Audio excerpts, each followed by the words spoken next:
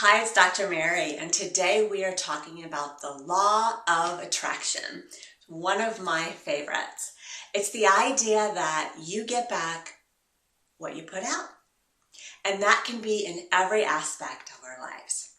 So today's viewer question comes from Sarah, and Sarah wants to know how she can start attracting what she wants to her life so she can manifest the life of her dreams.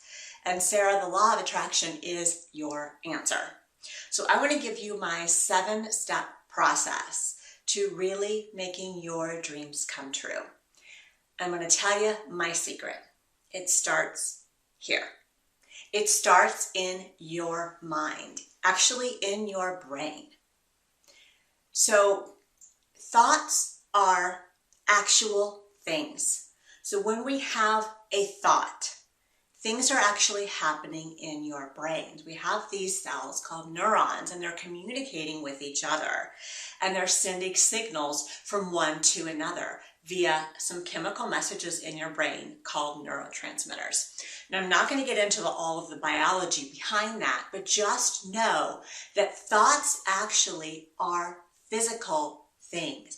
They manifest themselves in your brain via neurons and messages that are sent from one neuron to the next. And these thoughts and these messages tell you what to think next, how to feel, how to act. So you want to make sure that those thoughts that you're putting out there, because they are things, are actually going to attract what you want. So if you're putting out a lot of negative thoughts, don't be surprised if you get negative back. So step number 1, realize that thoughts are things. Step number 2, sometimes we aren't necessarily conscious of what we're thinking. So we may be going down this rabbit hole of negativity and we don't even realize that we've gone down this rabbit hole till we've been in the dumps for 10 minutes or 2 hours or days or weeks. And we've just gotten so used to it that we don't even realize that our thoughts have turned sour.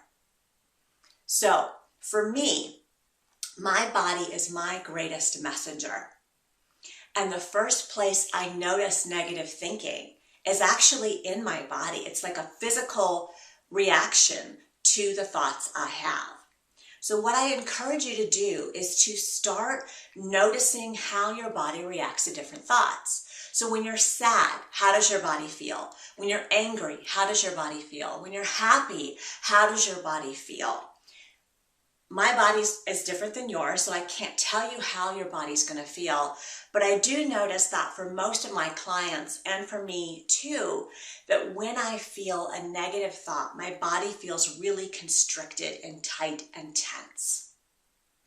It may actually manifest as pain at some level, somewhere in my body. It may be tension in my shoulders or in my neck. It may be a tightness in my chest. It may feel like my heart's hurting. When, however, I'm happy, I'm joyful, I feel free, I feel expansive, I feel like I'm a balloon and I could lift up into the sky. So just step 2, just start noticing how your body feels when you experience different thoughts. Step number 3, start to tune into that and listen to your body. Let your body be your messenger. Let it be your signal, your beacon, your guide. So when you start to feel tension, immediately be like, oh, okay, I'm feeling tension. What's going on up here? What's causing my body to be tense? And you're probably going to realize that it's your thoughts that are making you feel tense. And so then it's going to be a matter of, how can I change my thoughts? Number 4,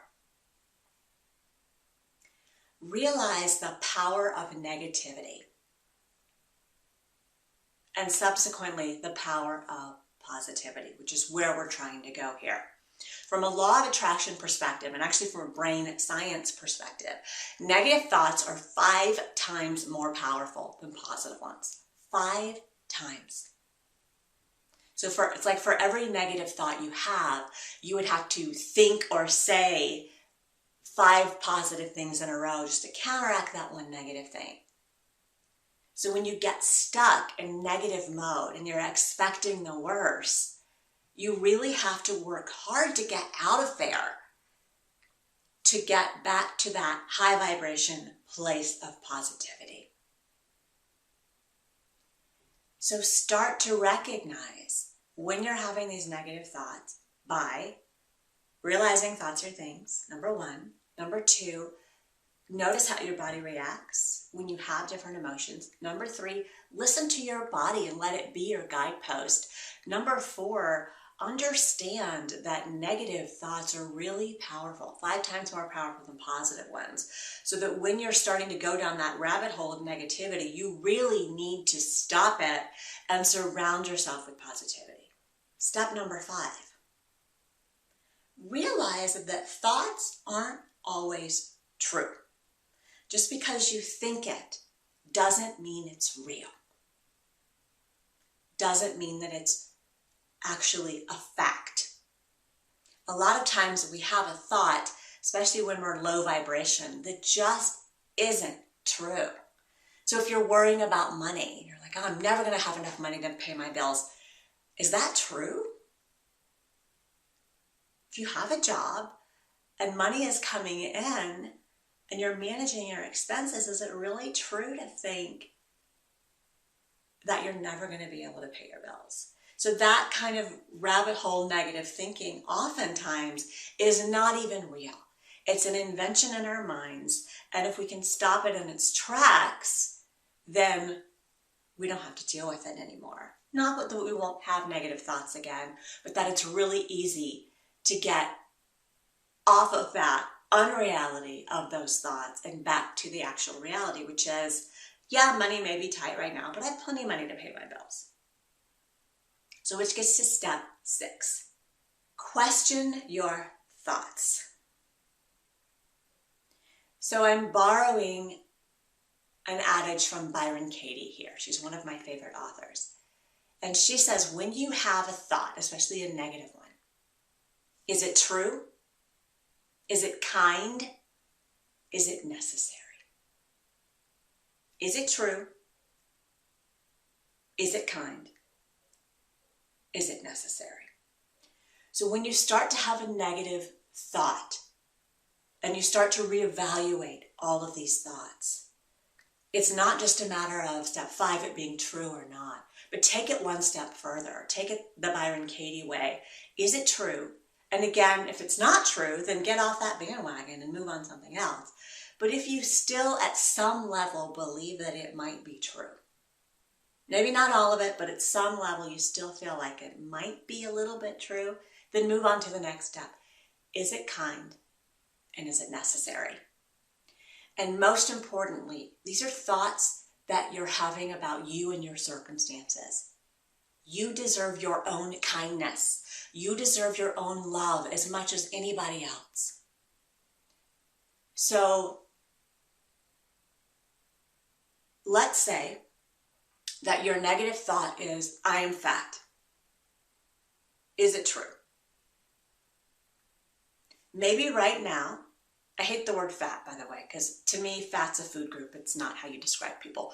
But if you're thinking of, from the fact of, let's say you're 30 pounds overweight or you're 50 pounds overweight, and you have this thought, I'm fat. From a medical standpoint, you might be overweight or obese. So there may be some, I still wouldn't call you fat because I hate applying a label for food group to people. I think it's ridiculous. But it may be true that you need to lose weight. That may be true. So moving on to step 6. Is it kind to call yourself fat? No, it's not. Show yourself some compassion. Maybe you are overweight. Maybe you are obese. Maybe you would be healthier if you worked on losing a few pounds. But do you need to have a train of thought running through your heads? I'm fat, I'm ugly, nobody's going to like me, blah, blah, blah. No, you don't. Is it true? Is it kind? Is it necessary?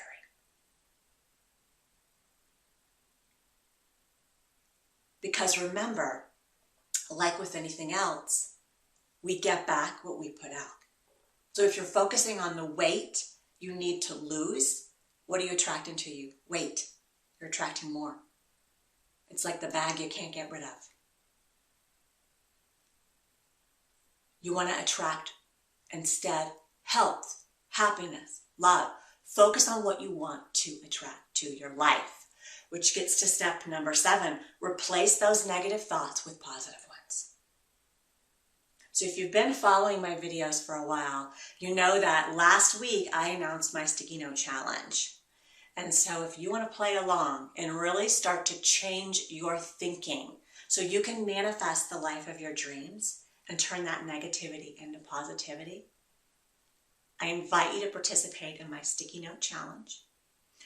Go to the blog, read the rules, and you can also find each day's positive affirmation or sticky note on the blog, drmarypritchard.com/blog. You'll find the sticky note rules and you'll find each day's affirmation. Start surrounding yourself with positivity and watch how your thoughts change. And because thoughts are things, watch how your life changes. So Sarah, I hope that answered your questions. Keep the questions coming in and I'll be back next week.